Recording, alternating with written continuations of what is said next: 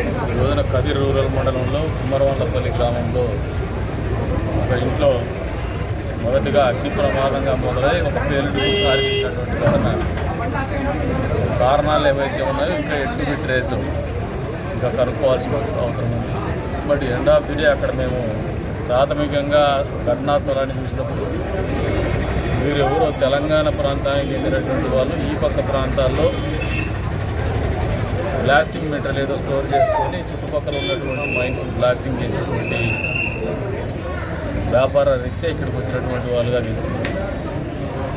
కారణాలు ఏదైతే ఉన్నాయో పూర్తి స్థాయిలో ఫోరెన్సిక్ వాళ్ళు ఇంకా కనుగొనేటువంటి ప్రయత్నంలో ఉన్నారు.